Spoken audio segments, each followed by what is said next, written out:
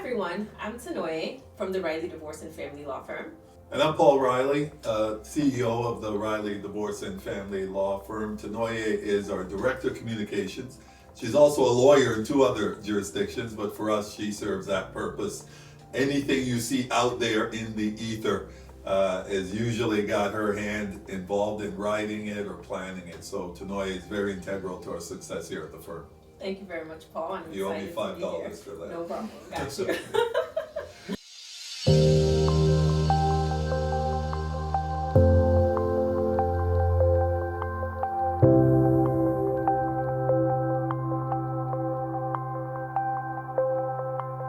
All right, so let's dive in. Paul, we live in a generation where people are finding love online, social media, and let's be real, dating shows.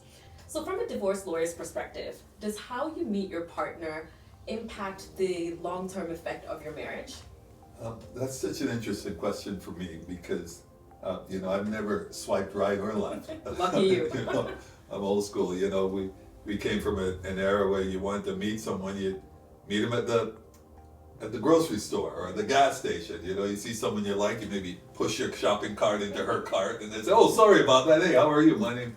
Yeah. So it's very different now in terms of technology, but I don't know that that really affects whether a relationship is going to last. From what I understand, I've got friends who date online and all that. There's there's more of a casualness to it for sure. There's more of an immediacy to it.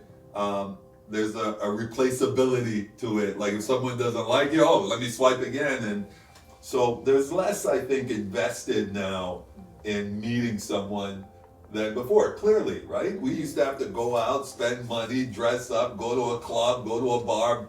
Now you just look on your phone and you meet people there. But in terms of what happens after they've met and after they've decided, hey, we want to hang out together and spend time or get together and be intimate and have a relationship, I don't know that the technology makes it any easier, or is going to be predicting whether they're going to work out more now than back in the day. I think it's quite simple. I think people now are more empowered. I think people now are less likely to stay in relationships that isn't feeding them. Yeah. And I think that's okay. I think this idea that, in particular women, right, back in the day would be compelled to stay in bad relationships because, back then the men were the ones who made the money and women didn't have the ability to get out of stuff if they were in it because, they didn't feel secure. So as a divorce lawyer, and I just think if you're in a relationship and it's not working, get out. I think it's more important before you get in to sit down and talk to someone and get a contract written, and you know all about that. So I think that's really what's happened now. The younger people now are not going to stay if they're unhappy, and I think they shouldn't stay. They're more empowered now, and if the thing isn't good or if someone isn't treating them well, then they're going to leave, and I think they should leave. Rightfully so. There's an app, I'm not sure if you're familiar with it, probably not, called Bumble, and that allows women to actually swipe right first on the partner that they want to choose. So unlike back in the days where, like you mentioned, the women are usually waiting for the man to approach them, now they're more empowered to choose their partner and decide if they're actually willing to go out with them. So that's definitely a good point. Thank you for addressing that. Yeah, and I think that's great. I think I think it's great that women have that option to decide whether they even want to engage in a conversation. Yeah. It's so funny.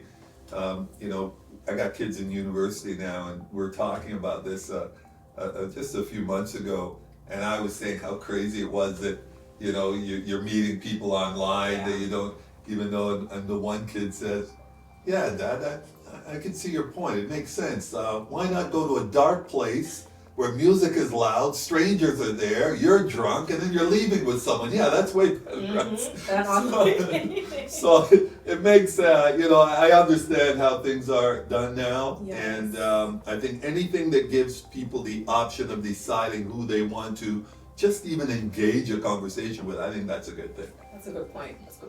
All right, so now, do relationships that tend to move quickly, think Love is Blind, if you've seen that show on Netflix, right? Do they tend to carry more legal or emotional risks? What do you think? I don't think so. I think you still have to take time to get to know what you're dealing with and who you're dealing with, right?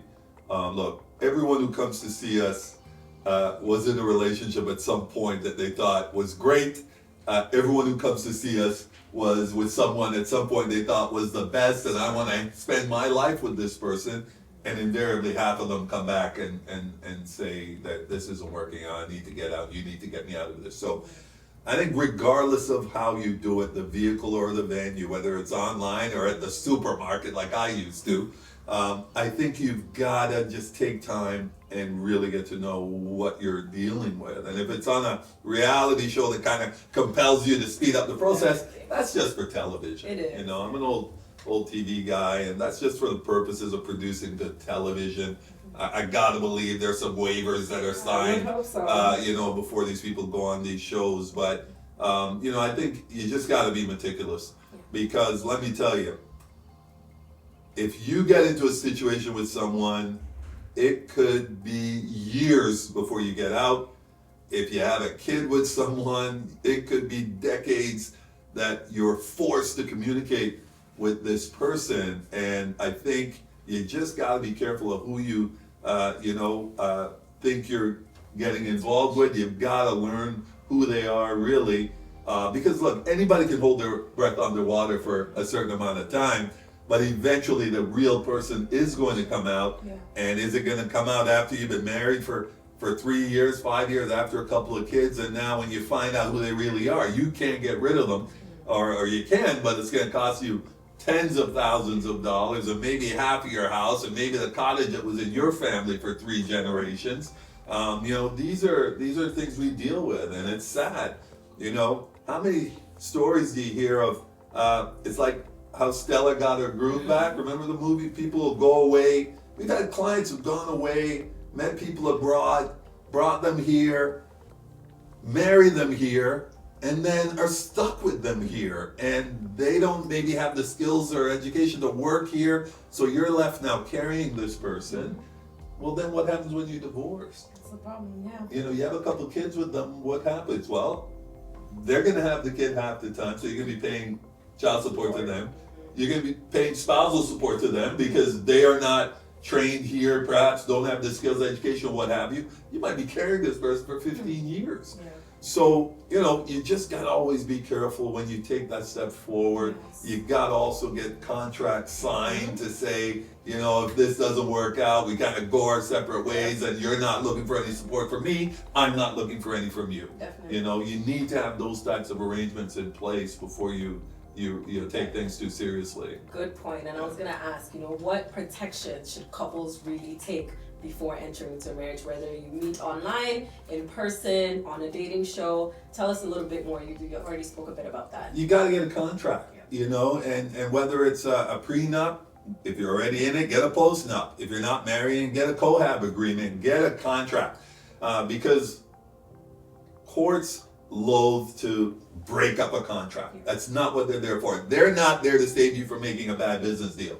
So what does that mean? That means if you get them to sign a contract, as long as they had a lawyer review it, as long as there was full disclosure from both parties, overwhelmingly that contract is going to hold, right? Someone can't come and say, hey, I didn't know what I was doing. Well, you have a lawyer, and your lawyer knew what you were doing. So, you know, you got to get a contract in place. I can't stress it enough. You know, paying a few bucks for a contract now could save you hundreds of thousands of dollars down the line. Don't get caught up in the love aspect of it. Love's beautiful, but you know, every now and then you gotta give love a rest and think with your head and think about what could happen if this doesn't work out. Yeah. Everybody who's come to us was in love At one point. When they come to us, I think B.B. King had a song, Love Don't Live Here Anymore, you know, and it doesn't by the time they come to us. So love is beautiful, love is great, love is fantastic, but by the time they come to us, love is irrelevant. Now it's about getting out of this bad relationship with what you came in with, or as much of what you came in with, Yes. you know, that's what people come to us for. Agreed. You heard it right here. Love's not enough. All right, and lastly, Paul, let me know, do you think social media has really impacted how individuals see commitment these days? So, social media. Social, and you know me with social media. Tanoya is the one who's dragged me into social media. I didn't, you know, but for business purposes, that's the only reason, you know, I'm involved with social media. I just think there's a lack of privacy now. You know, I think what used to be, you know, relationships going bad and we're just between the parties. I think that doesn't exist anymore. You know, we just saw the huge debacle that happened in the U.S. with Klay Thompson, the former NBA player, and Meg Thee Stallion. Yes. She's put all their business out on Front Street, you know, and now her fans are attacking him. And there's just a lack of elegance, I think, with social media, where if the thing doesn't work out, well, it didn't work out. You move on, you know, with your grace and your integrity.